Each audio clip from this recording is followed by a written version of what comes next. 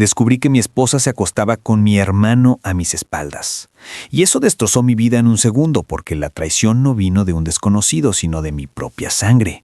20 años tirados a la basura por un momento de debilidad y lujuria barata. Teníamos una vida que cualquiera envidiaría, en una de las zonas más exclusivas de Miami, con una casa en Coral Gables que valía millones, una hija maravillosa y hasta el perro que era como otro hijo para mí, pero todo era una mentira podrida por dentro. No soy un hombre que se deje pisotear, pero esto me golpeó tan fuerte que sentí que el suelo se abría bajo mis pies y me tragaba entero hacia el infierno. La gente piensa que tener dinero y una buena posición te salva del dolor, pero déjame decirte que cuando descubres que tu mujer se revuelca con tu propio hermano en tu cama, el dinero no sirve de nada para calmar la rabia que te quema las venas. Voy a tratar de contar esto sin perder la cabeza, aunque cada vez que recuerdo los detalles siento ganas de romper algo con mis propias manos. Nuestra relación no era perfecta, y eso lo admito porque nadie vive en un cuento de hadas por 2 décadas sin tener cicatrices. Teníamos problemas serios, discusiones constantes que empezaban por tonterías y terminaban en gritos que hacían temblar las ventanas de impacto de nuestra casa. Peleábamos por todo, por los gastos excesivos de ella en las tiendas de Bal Harbour, por mis largas horas en la oficina tratando de mantener nuestro estilo de vida y sobre todo por la falta de intimidad. El deseo se había enfriado y las noches se habían vuelto una guerra fría donde cada uno dormía en su lado de la cama king size, dándonos la espalda como 2 extraños obligados a compartir una celda. Un día, la situación explotó de una manera que nunca imaginé, porque la violencia verbal escaló a un nivel peligroso. Estábamos en la cocina, rodeados de electrodomésticos de acero inoxidable y mármol frío, gritándonos cosas que no se pueden retirar una vez que salen de la boca. Sentí que si me quedaba un minuto más en esa casa, iba a cometer una locura o ella iba a terminar llamando a la policía para acusarme de algo que no hice. Así que tomé la decisión más difícil de mi vida en ese momento. Agarré mis llaves, mi maleta y me largué sin mirar atrás, dejando a mi hija y a mi perro con esa mujer que en ese momento me parecía el mismísimo diablo. Me fui durante 6 meses a la casa de mi hermana en Orlando, tratando de poner distancia y enfriar la cabeza. Fueron los 6 meses más largos y solitarios de mi existencia. Aunque hablaba con mi hija por videollamada, sentía que me estaba perdiendo su vida, y eso me mataba por dentro. Durante ese tiempo, mi hermano Diego fue mi roca, o al menos eso pensaba yo. Diego siempre fue el hermano carismático, el que sabía qué decir, el que nunca tuvo suerte con los negocios, pero siempre tenía suerte con las mujeres. Hablábamos por teléfono casi a diario y yo le contaba mis penas. Le decía lo mucho que extrañaba a Dolores, a pesar de todo, y cómo me dolía estar lejos de mi hogar. Él me escuchaba al otro lado de la línea con esa voz tranquila que siempre tuvo, diciéndome que me calmara, que las cosas se arreglarían, que él estaba pendiente de todo en Miami. Maldita sea qué ciego fui al no darme cuenta de lo que realmente estaba pasando mientras yo lloraba mis penas como un idiota a cientos de kilómetros de distancia. Finalmente, decidí que ya era suficiente de castigarnos mutuamente y regresé a Miami decidido a salvar mi matrimonio. El reencuentro fue de película, con lágrimas, abrazos y promesas de cambio. Dolores me recibió como si yo fuera un soldado regresando de la guerra, con una dulzura que hacía años no veía en ella. Me pidió perdón, me dijo que se había dado cuenta de lo mucho que me necesitaba y que la casa se sentía vacía sin mí. Yo, como un tonto enamorado y desesperado por recuperar a mi familia, me tragué cada una de sus palabras. Sentí un alivio inmenso, una paz que no había sentido en medio año, y me prometí a mí mismo que haría todo lo posible para que no volviéramos a caer en ese pozo de amargura. Los primeros meses después de mi regreso fueron una segunda luna de miel. Salíamos a cenar a los mejores restaurantes de Brickell, paseábamos al perro por los parques de Key Biscayne y volvíamos a reír juntos. Parecía que la tormenta había pasado y que habíamos salido fortalecidos. Pero había algo que no encajaba, una pieza del rompecabezas que me molestaba como una piedra en el zapato. Mi hermano Diego. Desde que puso un pie de vuelta en la ciudad, él se comportaba de una manera extraña, distante y fría. Antes, solía venir a casa los fines de semana para hacer asados y ver los partidos de fútbol, pero ahora siempre tenía una excusa para no aparecer. Al principio pensé que estaba ocupado o que tal vez tenía problemas personales que no quería compartir, pero su actitud era demasiado sospechosa. Cuando lo llamaba, sus respuestas eran cortas y cortantes, y evitaba a toda costa mirarme a los ojos las pocas veces que nos cruzamos en reuniones familiares obligatorias. Yo le preguntaba qué le pasaba, si estaba enojado conmigo por haberme ido tanto tiempo, pero él solo negaba con la cabeza y cambiaba de tema rápidamente, mirando su reloj como si tuviera urgencia de escapar de mi presencia. Esa distancia me dolía, porque Diego y yo siempre habíamos sido uña y carne. Pero decidí darle espacio, pensando que ya se le pasaría. Pasaron unos meses y la tensión con Diego seguía igual, pero mi vida con Dolores parecía ir mejor que nunca, hasta ese maldito día en que la verdad salió a la luz. Diego finalmente vino a verme, no a la casa, sino que me citó en un bar oscuro en la calle 8, lejos de las miradas curiosas de nuestra familia. Lo vi sentado en la barra con un vaso de whisky en la mano, y se le notaba nervioso, sudando a pesar del aire acondicionado a todo dar. Me senté a su lado y pedí una cerveza tratando de romper el hielo, pero él no estaba para bromas. Se giró hacia mí y vi en sus ojos una mezcla de miedo y culpa que me heló la sangre. Me dijo que tenía que contarme algo, que ya no podía aguantar más el peso de la conciencia y que prefería que lo escuchara de su boca antes de que me enterara por otro lado. Mi corazón empezó a latir con fuerza contra mis costillas, presintiendo el desastre. Pensé que me iba a pedir dinero prestado otra vez o que se había metido en algún lío legal, pero lo que salió de su boca fue mucho peor que cualquier deuda o cárcel. Me confesó que durante los 6 meses que estuve fuera, él había estado yendo a mi casa. Al principio, según él, fue solo para ver cómo estaban Dolores y mi hija, para asegurarse de que no les faltara nada, tal como yo le había pedido. Pero me dijo que una noche, Dolores estaba muy triste y vulnerable, que empezaron a beber vino y hablar de lo mal que se sentía ella por mi partida. Me dijo que ella bajó la guardia, que empezó a llorar en su hombro y que una cosa llevó a la otra. Me dijo que se acostaron. No una vez, sino varias veces durante esas semanas. Me lo dijo así, sin anestesia, mirándome a la cara mientras mi mundo se desmoronaba. Sentí un zumbido en los oídos que tapó el ruido de la música y las conversaciones del bar. No podía procesar lo que estaba escuchando. Mi hermano, mi propia sangre, el hombre con el que crecí y compartí todo, se había acostado con mi mujer en mi propia cama mientras yo estaba sufriendo lejos de casa. La imagen de ellos dos juntos me golpeó como un puñetazo físico en el estómago, dejándome sin aire. Me levanté de la banqueta con tanta furia que tiré la cerveza al suelo, pero no me importó. Quería golpearlo, quería destrozarle la cara allí mismo, pero estaba tan en shock que mis manos no respondían. Solo podía mirarlo con asco, con un desprecio absoluto que jamás pensé sentir por él. Le grité que se callara, que no quería escuchar ni una palabra más de sus excusas baratas. Él intentó tocarme el brazo, intentó decirme que fue un error, que se arrepentía, pero me aparté como si su contacto me quemara la piel. Salí del bar tambaleándome, cegado por la ira y el dolor. Subí a mi auto y conduje hacia mi casa con las manos apretando el volante hasta que los nudillos se me pusieron blancos. Iba a encararla.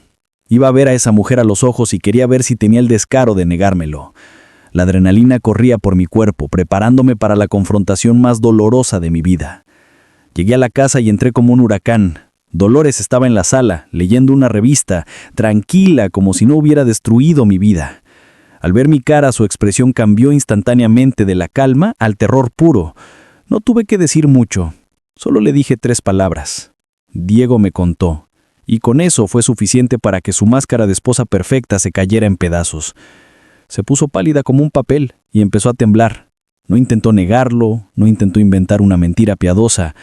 El silencio en esa sala era ensordecedor y confirmaba cada palabra sucia que mi hermano me había dicho en el bar. Ella intentó acercarse a mí balbuceando cosas sin sentido, pero yo levanté la mano para detenerla. No quería que me tocara, no quería que se me acercara. Sentía asco. Un asco profundo y visceral hacia la mujer que había amado durante 20 años. Le dije que me daba repulsión, que no podía creer lo bajo que habían caído los dos. Ella rompió a llorar, un llanto histérico y desesperado, pero sus lágrimas no me conmovieron. En ese momento solo veía una traidora, una manipuladora que se había burlado de mí de la peor manera posible con la persona más cercana a mí. El dolor se transformó en una frialdad absoluta. Le dije que no quería verla, que no quería escuchar sus explicaciones. Ella estaba tan asustada por mi reacción, por la oscuridad que vio en mis ojos, que agarró las llaves de su auto y salió corriendo de la casa sin llevarse nada. La vi irse por la ventana y por primera vez en mi vida no sentí la necesidad de ir tras ella. Me quedé solo en esa casa enorme, rodeado de lujos que ahora me parecían vacíos, sabiendo que mi matrimonio y mi hermandad habían muerto esa noche. Me serví un trago fuerte. Me senté en el sofá donde tantas veces nos habíamos sentado juntos y miré alrededor. Todo lo que habíamos construido estaba manchado. Cada rincón de la casa me recordaba a ella y ahora también me recordaba a él. La imaginación es el peor enemigo en estos casos, y mi mente no dejaba de proyectar imágenes de lo que había pasado entre ellos. Me sentía sucio, humillado. No podía quedarme allí. Esa noche no dormí. Pasé las horas caminando de un lado a otro como un animal enjaulado, tratando de entender cómo iba a seguir adelante después de esto. Al día siguiente supe que ella estaba durmiendo en su auto en un estacionamiento cualquiera, porque tenía demasiado miedo de volver y enfrentarme. Parte de mí sentía una satisfacción oscura al saber que estaba sufriendo, pero la otra parte estaba muerta. No quería llamarla. No quería decirle que todo iba a estar bien porque no lo iba a estar. Esto no era un simple desliz. Esto era una puñalada doble en el corazón. Mi hermano y mi esposa. Los dos pilares de mi vida se habían derrumbado al mismo tiempo dejándome bajo los escombros. Y lo peor de todo es que tenía que mantener la compostura por mi hija. Tenía que fingir que el mundo no se había acabado aunque por dentro yo ya estaba en cenizas. Esas 2 semanas que siguieron a la confesión no fueron simplemente días pasando en el calendario. Fueron una caída libre hacia un abismo negro y pegajoso del que no sabía cómo salir. La primera noche después de que Dolores huyera, me quedé mirando la cama matrimonial. Esa enorme cama con sábanas de algodón egipcio que habíamos comprado para nuestro último aniversario. Y, de repente, me pareció el objeto más repugnante sobre la faz de la tierra. Mi mente no paraba de torturarme, proyectando imágenes en alta definición de mi hermano Diego tocando a mi mujer en ese mismo colchón, riéndose de mí mientras yo estaba a cientos de kilómetros llorando por extrañarlos. La rabia me subió por la garganta como bilis caliente y no pude contenerme. Agarré las sábanas con ambas manos y las arranqué con tanta violencia que escuché cómo la tela se rasgaba. Pero eso no fue suficiente. Empecé a tirar las almohadas contra la pared. Golpeé el colchón con los puños cerrados hasta que mis nudillos sangraron. Y, finalmente, en un ataque de locura, arrastré el colchón fuera de la base y lo tiré al pasillo.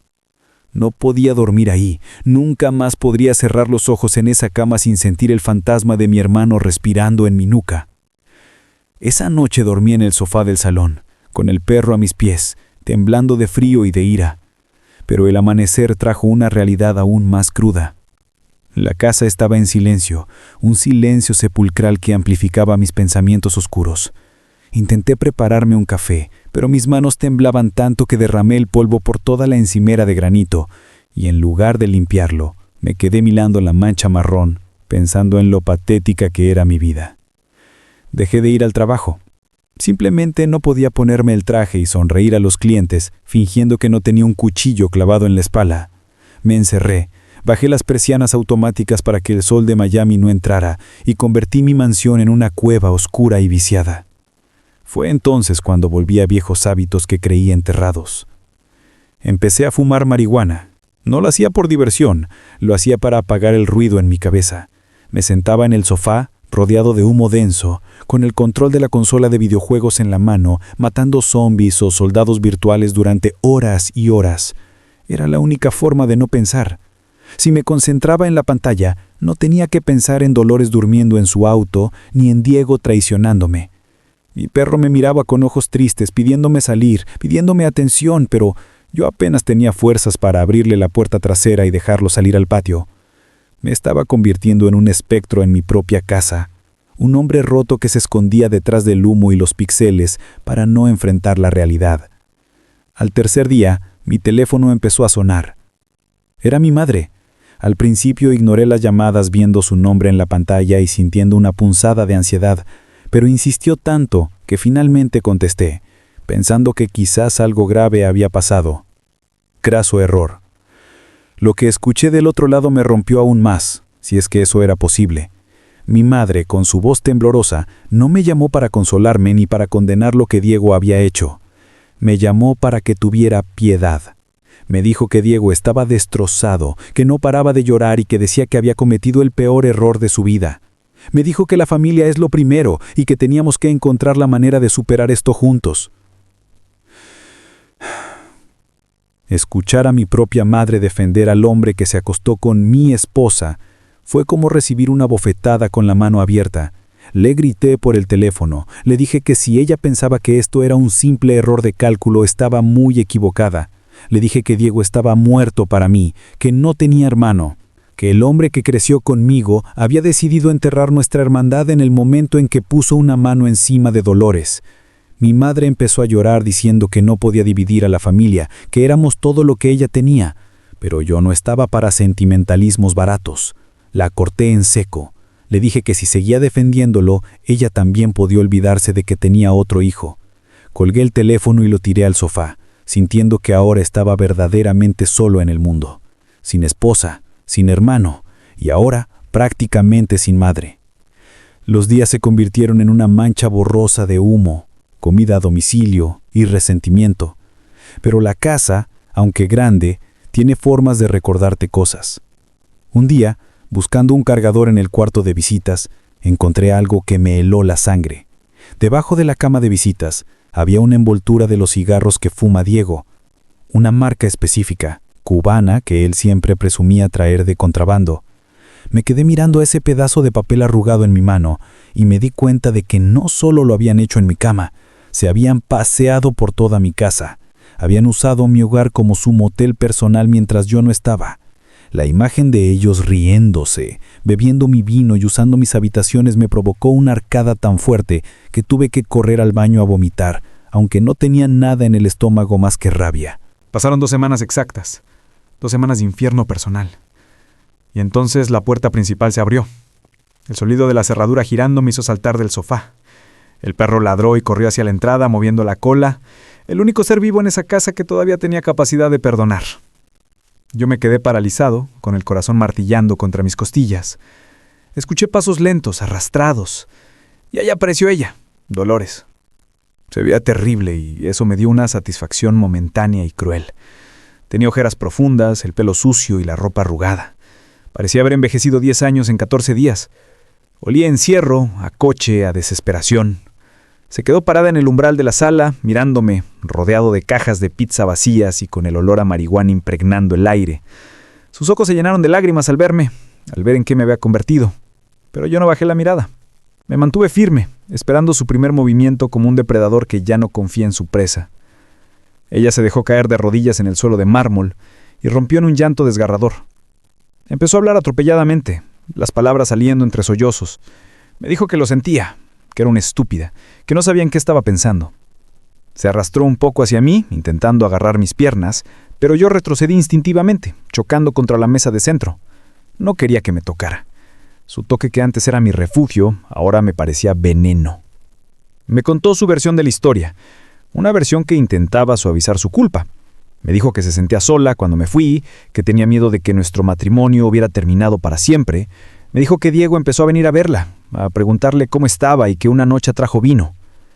Me juró por nuestra hija que solo pasó una vez, que fue un momento de debilidad absoluta donde bajó la guardia y dejó que él la consolara. Y una cosa llevó a la otra. Dijo que el día siguiente se sintió tan asqueada consigo misma que le dijo a Diego que nunca más volverían a hablar de eso, que fue un error monstruoso. Yo la escuchaba en silencio, con los brazos cruzados, analizando cada gesto, cada tic nervioso. Conocía a Dolores mejor que nadie y sabía cuándo estaba editando la verdad. Había algo en su historia que no encajaba. Si fue solo una vez, ¿por qué Diego esperó meses para contármelo? ¿Por qué ahora? ¿Por qué no se llevó el secreto a la tumba si ambos estaban tan arrepentidos? Le hice esa pregunta con una voz que no reconocí como mía, una voz grave y rasposa por el humo y el desuso. Le pregunté por qué Diego me lo contó si ella lo había cortado de raíz. Ella vaciló. Sus ojos se desviaron a la izquierda con una fracción de segundo. Ese pequeño gesto la delató. Había más. Me acerqué a ella invadiendo su espacio personal, obligándola a mirarme. Le exigí la verdad completa. Le grité que dejara de tratarme como un imbécil, que ya me habían engañado bastante. Ella temblaba y finalmente confesó otro fragmento de la verdad. Me dijo que Diego se había obsesionado, que después de esa noche él seguía llamándola, seguía viniendo a la casa, insistiendo en que tenían una conexión especial, que yo no la entendía como él. Me dijo que Diego confesó no por culpa, sino por despecho, porque ella se negó a dejarme por él cuando yo regresé. Esa revelación fue como gasolina para mi incendio interno. Así que no solo me habían traicionado, sino que mi propio hermano había estado planeando robarse mi vida completa, quedarse con mi mujer y probablemente criar a mi hija. La magnitud de la envidia de Diego era algo que nunca había visto venir. Siempre supe que él me tenía ciertos celos por mi éxito económico, pero esto era patológico. Y ella le había abierto la puerta. Ella había alimentado esa bestia. Le dije que me daba asco, que me importaba una mierda si fue una vez o 100 veces. El hecho es que ella permitió que mi hermano entrara a nuestra intimidad. Le dije que quería que se fuera, que vendiera la casa, que se largara. Pero entonces ella se levantó del suelo, secándose las lágrimas con un gesto brusco, y su actitud cambió. La mujer arrepentida dio paso a la madre preocupada y a la esposa pragmática. Me dijo que no podíamos simplemente vender la casa y desaparecer. Me recordó que teníamos una hija que estaba por terminar el año escolar, que el mercado inmobiliario estaba complicado y que su trabajo estaba aquí. Me dijo que si yo me iba, le estaría destrozando la vida a nuestra hija. Ese era su as bajo la manga. Nuestra hija. Sabía que yo mataría por esa niña y estaba usando eso para atarme, para obligarme a quedarme en esta casa maldita mientras resolvíamos el desastre de que ella había creado. Me sentí atrapado, acorralado en mi propia sala de estar. Me di la vuelta y fui hacia la cocina para alejarme de ella. Necesitaba aire, necesitaba pensar. Mientras buscaba un vaso de agua, vi su bolso tirado en la mesa de la cocina. Su teléfono estaba ahí, con la pantalla iluminándose con notificaciones. Una fuerza invisible me empujó hacia el aparato. Ella estaba en la sala, todavía llorando. Agarré el teléfono. Sabía su clave, era el cumpleaños de nuestra hija. Mis dedos se movieron rápido, impulsados por la paranoia. Entré a su galería de fotos. Nada. Entré a WhatsApp. Nada. Todo borrado. Todo demasiado limpio. Pero luego recordé algo. La nube. Las fotos eliminadas. Entré a la carpeta de eliminados recientes. Y ahí estaba. No eran fotos de sexo explícito, pero era algo peor. Eran capturas de pantalla. Capturas de conversaciones antiguas con Diego. Mis ojos escanearon las fechas. Y el mundo se detuvo. Las fechas no eran de hace 6 meses. Había mensajes de hace 2 años. Mensajes coquetos, chistes internos, emojis de fuego. Te ves hermosa hoy, cuñada. Qué suerte tiene mi hermano. Deberías haberte casado con el hermano divertido. ¿Y las respuestas de ella? Risas, corazones. Me di cuenta de que esto no empezó cuando me fui. Esto se venía cocinando a fuego lento delante de mis narices durante años. La única vez fue solo la culminación física de una traición emocional que llevaba años gestándose en cada reunión familiar, en cada Navidad, en cada cumpleaños. Sentí que las piernas me fallaban. No fue un error de una noche de soledad, fue una elección consciente y sostenida. Guardé el teléfono en mi bolsillo y volví a la sala. Ella me miró, esperando alguna señal de perdón o al menos de tregua. Pero yo ya no veía a mi esposa. Veía a una desconocida que había estado jugando conmigo y con mi hermano como si fuéramos peones en su juego de ego. La miré fijamente y le dije con una calma aterradora que esto no se iba a arreglar hablando, que yo iba a vender la casa con o sin su firma, y que si intentaba usar a mi hija en mi contra, yo publicaría todo lo que sabía y la arrastraría por el fango ante cada persona que conocía en Miami. Ella palideció al ver que yo tenía su teléfono en la mano, pero antes de que pudiera decir nada, el timbre de la puerta sonó. Eran las 10 de la noche. ¿Nati viene a esta hora? Dolores y yo nos miramos confundidos. Fui hacia la puerta con el teléfono de ella apretado en mi puño como un arma. Miré por la mirilla, y lo que vi me hizo retroceder un paso. No era la policía, no era un vecino. Era la esposa de Diego, mi cuñada. Estaba parada ahí, con los ojos rojos, hinchados de llorar, y con un sobre amarillo en la mano. Abrí la puerta. Ella ni siquiera me saludó. Entró empujándome como una furia y fue directo hacia Dolores. Antes de que pudiera detenerla, le lanzó el sobre a la cara. Los papeles volaron por toda la sala. «Sabía que eras una zorra, pero no sabía que eras una ladrona», gritó mi cuñada. Me agaché a recoger uno de los papeles. Eran extractos bancarios, de una cuenta conjunta que yo no conocía. Una cuenta a nombre de Diego y Dolores. Y los movimientos no eran de escenas románticas. Eran transferencias. grandes sumas de dinero saliendo de mi cuenta de negocios hacia esa cuenta secreta. Levanté la vista del papel y miré a Dolores. Ya no había miedo en su cara, solo un terror absoluto de quien sabe que ya no hay mentira que la salve. Mi hermano no solo se estaba acostando con mi mujer, me estaban robando, los dos. Me estaban desangrando poco a poco mientras yo trabajaba como un burro para darles la buena vida. La traición acababa de subir de nivel. Ya no era solo infidelidad, era un crimen. Y en ese momento supe que la guerra acababa de empezar y que yo no iba a tener piedad con ninguno de los dos. Ese papel amarillo temblando en mi mano no era solo un extracto bancario, era el acta de defunción de cualquier sentimiento de piedad que me quedara. Miré la cifra. $150,000. $150,000 desviados sistemáticamente a una cuenta fantasma, mientras yo me partía la espalda trabajando 12 horas al día pensando que el negocio estaba pasando por una mala racha. La mala racha tenía nombre y apellido, y estaba ahí delante de mí, llorando lágrimas de cocodrilo en el suelo de mármol. Y la otra mitad de la estafa estaba probablemente conduciendo hacia aquí, porque mi cuñada acababa de llamarlo para decirle que el juego había terminado.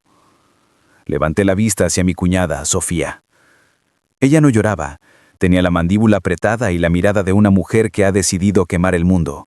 Me dijo que había contratado a un investigador privado hace semanas porque Diego estaba gastando dinero que no tenían en hoteles y regalos. El investigador no solo encontró la infidelidad, encontró el rastro del dinero. Diego le había prometido a Dolores una vida nueva una vez que me dejaran seco. El plan no era solo acostarse juntos, el plan era dejarme en la ruina y huir con mi patrimonio. En ese momento algo dentro de mí hizo clic. El dolor emocional se apagó, como si alguien hubiera bajado un interruptor, y fue reemplazado por una claridad mental helada y calculadora. Ya no era el marido herido, ni el hermano traicionado. Ahora era el hombre de negocios que ha descubierto a un empleado robando en la caja. Ya a los ladrones no se les llora, se les destruye. Dolores intentó hablar. Intentó decir que Diego la había manipulado, que ella solo firmaba lo que él le pedía, pero la corté con una risa seca y sin humor. Le dije que se ahorrara el teatro. Le mostré su propio teléfono que todavía tenía en mi mano, con los mensajes donde ella misma sugería sacar un poco más este mes para pagar la entrada de un apartamento secreto en Sunny Isles. Su cara se descompuso. Se dio cuenta de que no había víctima aquí, solo dos conspiradores, y uno de ellos estaba acorralado. 20 minutos después escuchamos el motor del auto de Diego rugir en la entrada. Entró en la casa sin tocar la puerta, sudando y con los ojos desorbitados. Al vernos los tres allí, la escena del crimen completa, se detuvo en seco. Sofía lo miró con un asco que hubiera derretido el acero. Diego intentó jugar la carta de la hermandad. Intentó sonreírme nerviosamente diciendo que podíamos explicarlo todo, que era un malentendido financiero. No le dejé terminar. Me acerqué a él despacio, con las manos en los bolsillos, no para golpearlo, sino para susurrarle la realidad. Le dije que sabía lo del robo, que tenía los extractos, las fechas y las firmas falsificadas. Le dije que eso se llamaba fraude electrónico y malversación de fondos, y que en este país eso se pagaba con años de cárcel federal, no con disculpas de hermano. Y aquí fue donde ocurrió la magia negra de la naturaleza humana. En el momento en que mencioné la palabra cárcel, la lealtad de los amantes se desintegró en milisegundos. Diego señaló a Dolores inmediatamente. Gritó que fue idea de ella, que ella solo firmaba lo que él le pedía, que dijo que él le sugería que yo la maltrataba económicamente y que ella necesitaba un colchón de seguridad. Dijo que él la sedujo para que él hiciera las transferencias. Dolores saltó del suelo como una fiera gritando que él era un mentiroso, que él le había prometido cuidarla y que él manejaba las cuentas. Se empezaron a gritar, a insultar, a escupirse las verdades más sucias en la cara, mientras Sofía y yo observábamos en silencio. Se estaban devorando entre ellos como ratas en un cubo. Era el espectáculo más patético y satisfactorio que había visto en mi vida. Mi gran amor y mi hermano del alma, destrozándose mutuamente por miedo a las consecuencias. Mientras ellos discutían, yo saqué mi teléfono y marqué un número. No era la policía, todavía. Era mi abogado. Puse el teléfono en altavoz y levanté la mano para que se callaran. El silencio cayó sobre la sala como una losa. Mi abogado, con voz profesional, confirmó lo que yo ya había preparado mentalmente. Les dije que tenían dos opciones. Opción A. Entregaba toda la evidencia a la fiscalía esa misma noche y ambos terminaban tras las rejas, perdiendo todo lo que tenían. Opción B.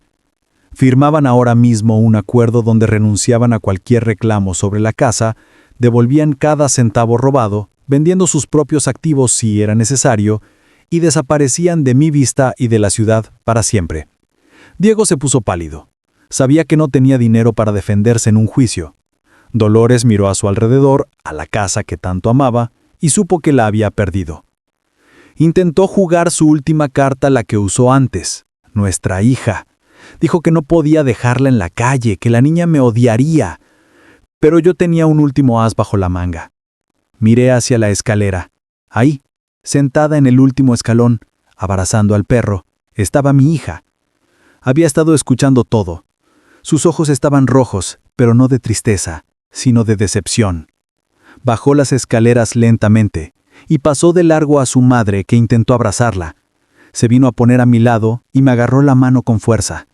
Ese gesto fue el golpe final. Dolores soltó un gemido de animal herido, sabiendo que su manipulación había fallado. Mi hija ya no era una niña pequeña, era una adolescente que acababa de ver la verdadera cara de su madre y de su tío. Les di 1 hora para sacar sus cosas, solo ropa, nada de valor.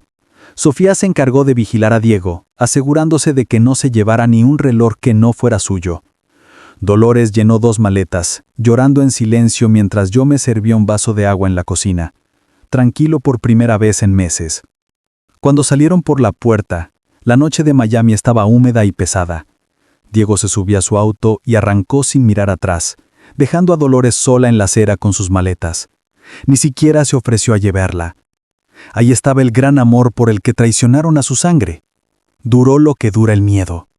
Dolores me miró una última vez, esperando quizás que yo saliera a rescatarla, como siempre lo había hecho. Pero yo cerré la puerta, giré el cerrojo y activé la alarma.